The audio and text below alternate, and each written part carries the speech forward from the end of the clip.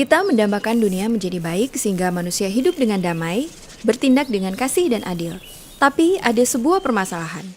Ada sesuatu yang mendorong kita, manusia, untuk terus-menerus menimbulkan kekacauan dan kehancuran. Dan kita menyebutnya kejahatan. Dan dari sudut pandang Alkitab, kejahatan menimbulkan kerusakan setidaknya dalam dua cara. Ada akibat langsung dari kejahatan kita, misalnya ketika seseorang mencuri dari orang lain. Ia telah menimbulkan ketidakadilan. Ya, karena itu, mereka berhutang sesuatu untuk memperbaikinya. Tapi ada akibat tidak langsung dari kejahatan, yaitu rusaknya hubungan antar manusia yang menimbulkan rasa kurang percaya.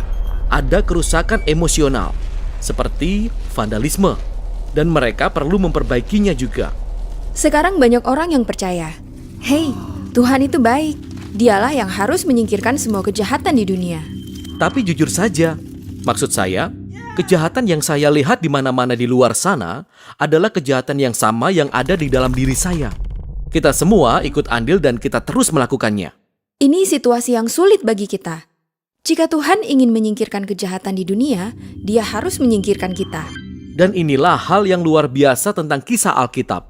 Allah ini begitu baiknya sehingga Dia tidak hanya akan menyingkirkan kejahatan dari dunia ini, namun Dia juga akan melakukannya tanpa menghancurkan umat manusia. Jadi, bagaimana Dia akan melakukan itu? Nah, di awal kisah Alkitab, kita diperkenalkan dengan praktek pengorbanan hewan, yang saya tahu tampaknya aneh bagi kita. Tapi bagi umat Israel, itu adalah simbol yang sangat kuat dari keadilan dan kasih karunia Allah.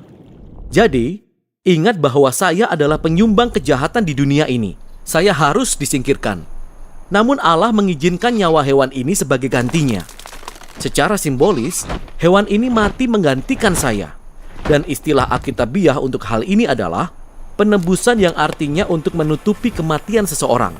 Tapi ada bagian kedua dari ritual ini.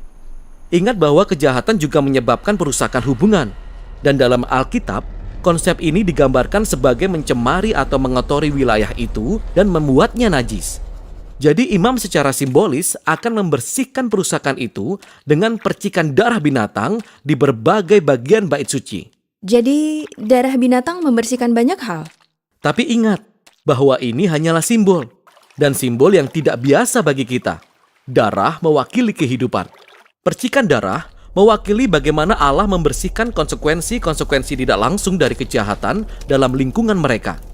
Dalam Alkitab, proses ini disebut pentahiran. Jadi, bait suci sekarang menjadi tempat yang tahir di mana Allah dan umatnya dapat hidup bersama dalam damai. Jadi, ritual ini memperbaiki semua hal antara Israel dan Allah. Dan lebih dari itu, bangsa Israel mengalami kasih Allah dan karunia-Nya melalui simbol-simbol ini. Dengan diampuni, idealnya akan mendorong mereka juga untuk menjadi orang yang penuh kasih dan karunia. Benar, itu idealnya. Tapi ini tidak selalu terjadi. Benar, sehingga Nabi Yesaya misalnya berbicara banyak tentang ini. Dia mengawali kitabnya dengan mengatakan bahwa pengorbanan bangsa Israel yang terus-menerus telah menjadi tidak berarti karena mereka juga mengizinkan kejahatan besar terjadi di tengah-tengah mereka, mengabaikan orang miskin dan tertindas. Bahkan raja-raja Israel pun memutarbalikkan keadilan. Tapi Yesaya menantikan hari ketika seorang raja baru dari garis keturunan Daud akan datang dan mengatasi kejahatan, tetapi dengan cara yang mengejutkan. Raja ini akan menjadi seorang hamba dan tidak hanya melayani tetapi juga menderita dan mati untuk kejahatan yang dilakukan oleh rakyatnya sendiri. Dan hidupnya akan diberikan sebagai korban persembahan. Ini adalah janji yang Yesus percaya Dia genapi. Dialah Raja Israel yang menderita dan mati di kayu salib. Bahkan, Yesus sendiri menggunakan kata-kata Yesaya ketika Dia mengatakan bahwa Dia datang untuk melayani dan memberikan nyawanya menjadi tebusan bagi banyak orang. Dan kata tebusan itu mengacu pada korban penebusan dosa. Maka dari itu, di seluruh perjanjian baru, kita mendengar tentang bagaimana kematian Yesus adalah korban penebusan bagi kita, menutupi hutang manusia pada Allah karena ikut menjawab penyebab semua kejahatan dan kematian dalam dunia milik Allah. Tetapi penulis perjanjian baru juga berbicara tentang kematian Yesus sebagai pentahiran. Sehingga kita mendengar tentang darah Yesus sebagai simbol hidupnya yang memiliki kemampuan untuk membasuh vandalisme yang disebabkan oleh kejahatan dalam diri kita dan di sekitar kita. Sehingga sekarang kita bisa hidup damai dengan Allah. Jadi, itulah makna di balik kematian Yesus. Tapi, masih ada pesan lebih jauh dari kisah ini. Benar, Perjanjian Baru membuat pernyataan yang kuat bahwa kematian Yesus itu bukanlah akhirnya. Dia bangkit dari kematian. Dialah korban persembahan yang mematahkan kuasa kematian dan kejahatan, yang artinya dia terus hidup untuk menawarkan hidupnya kepada siapa saja yang akan menerimanya. Dialah korban yang sempurna yang selama ini disimbolkan oleh semua pengorbanan sebelumnya. Jadi, karena Yesus, orang Kristen mula-mula berhenti melakukan ritual pengorbanan hewan. Tetapi mereka diberi ritual yang baru. Ada 2 ritual yang Yesus ajarkan kepada para pengikutnya untuk dilakukan.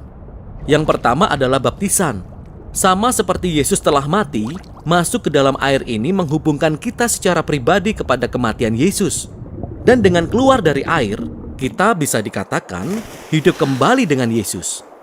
Baptisan adalah ritual sakral yang menyatukan kisah kita dengan kematian dan kebangkitan Yesus.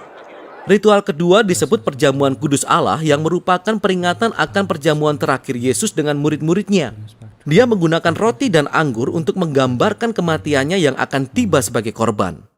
Nah, sekarang para pengikut Yesus, mereka mengambil roti dan cawan secara rutin untuk mengingat dan untuk berpartisipasi dalam kuasa kematian Yesus dan dalam kehidupannya. Jadi, ritual-ritual ini mengingatkan kita akan kasih Allah dan mendorong kita untuk menjalani kehidupan dalam kasih dan anugerah. Tetapi semua ritual ini melakukan lebih daripada itu. Ritual-ritual itu menghubungkan kita kepada sumber kehidupan baru. Kuasa besar yang membawa Yesus kembali dari kematian adalah kuasa yang sama yang dapat mengatasi kejahatan dalam hidup kita sendiri dan mengubah kita menjadi orang-orang yang menjalani kehidupan penuh kasih dan kedamaian.